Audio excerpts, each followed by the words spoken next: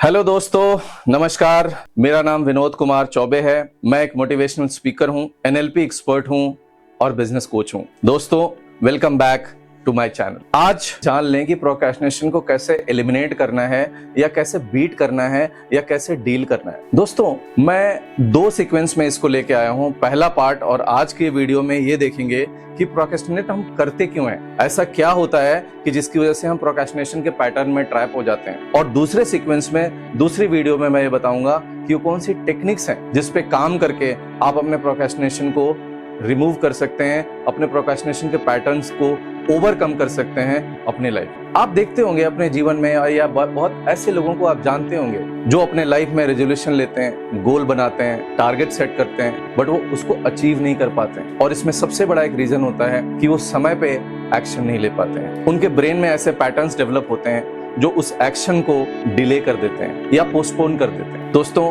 इस फिनोमिनन को बोलते हैं प्रोक्रेस्टिनेशन। और ये क्यों होता है? प्रोक्रेस्टिनेशन एक इंसान क्यों करता है? तो जो लोग दुनिया में सक्सेसफुल होते हैं वो क्या करते हैं? वो अपने ब्रेन को प्रोग्राम करते हैं अपने पोटेंशियल के हिसाब से, अपने गोल के हिसाब से, अपने टारगेट के हिसाब से। और ना सिर्फ प्लान करते हैं, उस पे वो एक्शन लेते हैं। लेकिन जो लोग प्रोक्रेस्टिनेट करते हैं उसी एक्शन को या तो पोस्टपोन करते रहते हैं या डिले करते रहते हैं। अब दोस्तों, अपने जीवन के हम क्षेत्र देखें, अपने लाइफ के एरियाज देखें, तो चाहे वो हेल्थ में हो। हेल्थ की अगर बात करूं तो बहुत सारे लोग हर साल रेजोल्यूशन लेते हैं कि मुझे इस साल अपना वेट इतने पाउंड या इतनी केजी कम करना है। वो बहुत सोचते हैं, काफी थिंकिंग करने के बाद वो अपना प्लान बनाते हैं। लेकिन नतीजा ये होता है कि बहुत बार ऐसा होता है या मैक्सिमम टाइम ऐसा होता है कि जो वो प्लान बनाए होते हैं उस पे वो स्टिक नहीं करते, उसको वो फॉलो नहीं करते।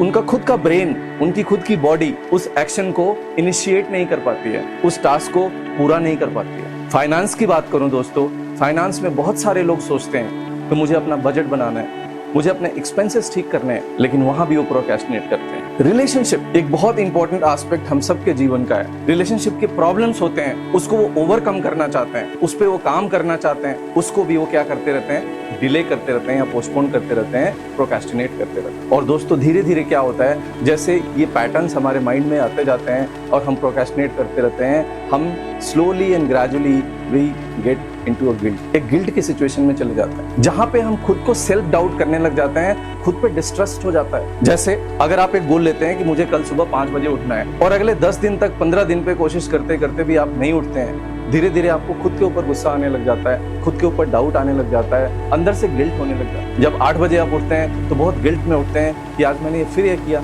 आज मैंने फिर ये डिले कर दिया, आज मैंने फिर ये पोस्टपोन किया। तो देखिए दोस्तों, प्रोक्रेस्टिनेशन से हमारी लाइफ में कितने सारे नुकसान होते हैं और कितनी प्रॉब्लम्स आती हैं हमें। स्टिल हम जो करना चाहते हैं तय समय पे, प्रीसेट टाइम पे नहीं कर पाते हैं। अब ये समझने की कोशिश करते हैं कि वो कौन से रीजंस हैं जिसकी वजह से इंसान प्रोक्रेस्टिनेट करता है, वो कौन से रीजंस हैं जिसकी वजह से लोग प्रोक्रेस्टिनेशन में जाते हैं। ऐसा क्या होता है जिससे वो अपनी चीज़ों को डिले करते हैं या पोस्टपोन करते हैं? दोस्तों, मैं आपको 4 चीज़ें बताऊंगा। मेनली इन 4 वजहों से ही इंसान प्रोक्रेस्टिनेट करता है। पहला रीजन ये है कि हमारा ब्रेन पेन और प्लेजर प्रिंसिपल पे काम करता है। दोस्तों, जब भी हम कोई नया काम या कुछ अलग करने की कोशिश करते हैं, हमारा ब्रेन उसमें पेन सेंस करता है, एक डिस्कम्फर्ट सेंस करता है। और जैसे ही ये सिग्नल जाता है कि इस काम को करने में पेन है, इस काम को करने में डिस्कम्फर्ट है, हम उसको प्रोक्रेस्टिनेट करते हैं, हम उसको डिले करते हैं। जैसे फॉर एग्जांपल अगर देखें, कोई स्टूडेंट है, मे बी उसका एग्जाम बहुत पास है, उसने अपनी तैयारी को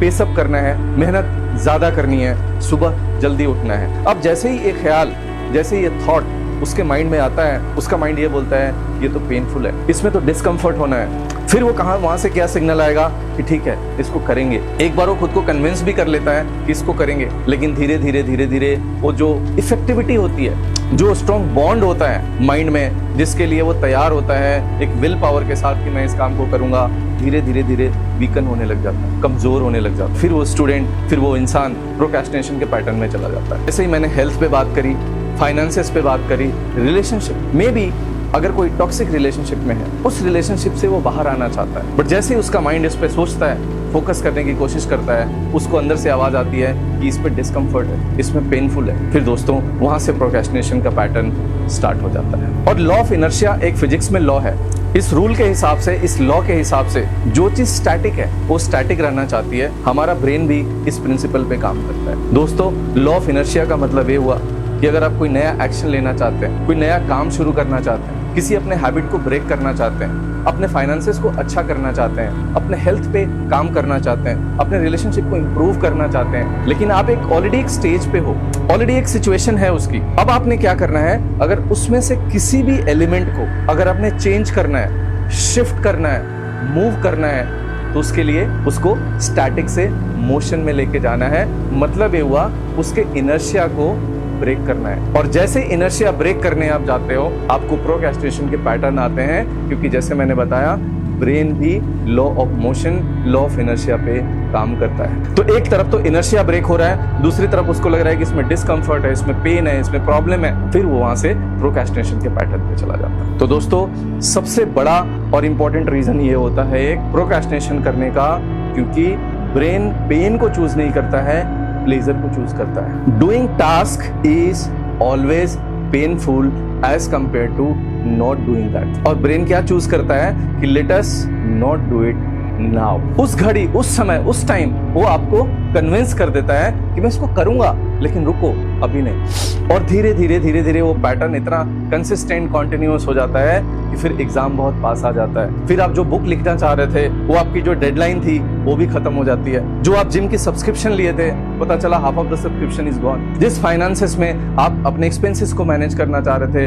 अपने बजट को मैनेज करना चाहते थे, अपने सेविंग्स को इंप्रूव करना चाहते थे, धीरे धीरे धीरे धीरे वो प्लान भी फेल हो गया। जिस रिलेशनशिप से आप बाहर आना चाहते थे, जिस रिलेशनशिप में आप कम्युनिकेशन को इंप्रूव करना चाहते थे, जिस रिलेशनशिप में टॉक्सिसिटी को कम करना चाह रहे थे, but due to procrastination pattern, due to pain and pleasure, और आप उसको भी सही समय पे नहीं कर पाए। और ऐसे लाखों लोग इस दुनिया में हैं जो इस प्रोक्रेस्टिनेशन की वजह से अपने बहुत सारे गोल को, टारगेट्स को अकम्प्लिश या अचीव नहीं कर पाते हैं। तो दोस्तों, हमने ये देखा कि कोई चीज़ अगर स्टैटिक है तो स्टैटिक रहना चाहता है, मोशन में है तो मोशन में रहना चाहता है, और ब्रेन पेन और प्लेजर के प्रिंसिपल पे काम करता है। जैसे ही ब्रेन को सेंस होता है कि इसमें पेन है, इसमें डिस्कम्फर्ट है, इसकी वजह से उस चीज़ को वो डिले कर देता है, पोस्टपोन कर देता है। तो पहला जो है रीजन वो है पेन एंड प्लेजर। दोस्तों, दूसरा और बहुत इंपॉर्टेंट रीजन एक है fear of rejection.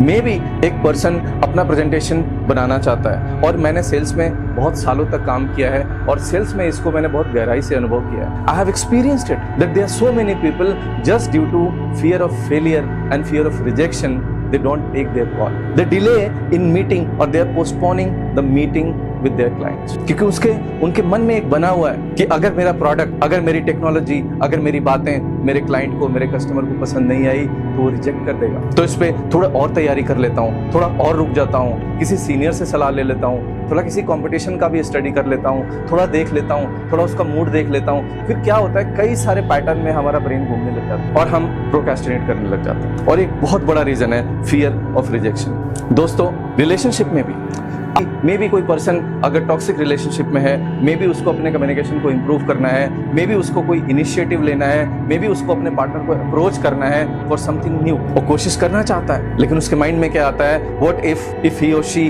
Will not accept my words, my idea, my thoughts. चीजें और वर्सन तो नहीं हो जाएंगी? अगर ये आइडिया रिजेक्ट हो गया तो फिर मैं क्या करूंगा?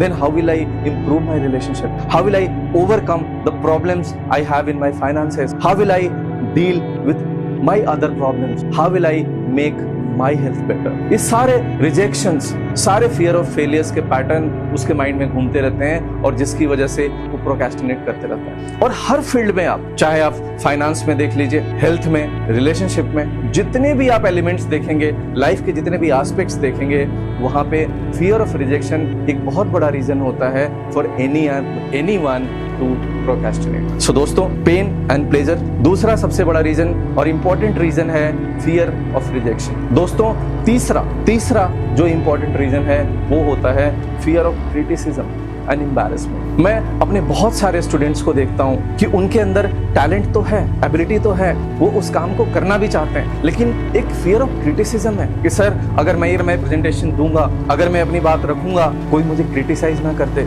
अगर मैं ये वीडियो बनाऊंगा, वीडियो अपलोड कर दूंगा, लोग कमेंट्स में कुछ ऐसा ना लिख दें, मेरे को बहुत एम्बैरेसिंग फील होता है, मैं फिर अपने आप को उससे कोप अप नहीं कर पाता हूँ, उससे डील नहीं कर पाता हूँ। तो उस इंसान फियर ऑफ क्रिटिसिज्म के ट्रैप में होता है, फियर ऑफ एम्बैरेसमेंट के ट्रैप में होता है। वो जैसे ही अपने एक्शन के बारे में सोचता है, उसको क्रिटिसिज्म सुनाई देने लग जाता है, कोई उसको गलत कमेंट कर रहा है, कोई बोल रहा है ठीक था लेकिन ऐसा नहीं हो सकता है, इससे बहुत बेटर बन सकता है, ये चीज और अच्छे से की जा सकती है, तरह तरह की बातें उसको सुनाई देने लग जाती हैं और अगेन उस कॉन्फ्लिक्ट में चला जाता है, उस द्वंद्व में चला जाता है और उस एक्शन को वो प्रोक्रेस्टिनेट कर देता है, उस काम को वो डिले कर देता है। सो फियर ऑफ क्रिटिसिज्म एक बहुत इंपॉर्टेंट रीजन है फॉर एनीवन टू प्रोक्रेस्टिनेट। कई लोग होते हैं दोस्तों जो इस फियर ऑफ एम्बैरेसमेंट के पैटर्न में होते हैं, या कई लोग ऐसे होते हैं दोस्तों जो अपनी बुक लिखना चाहते हैं लेकिन उनको ये लगता है कि उनका ग्रामर अच्छा नहीं है, उनको ये लगता है कि कम्युनिकेशन में वो वीक हैं, उनको ये लगता है कि अगर मैं बुक लिख दूंगा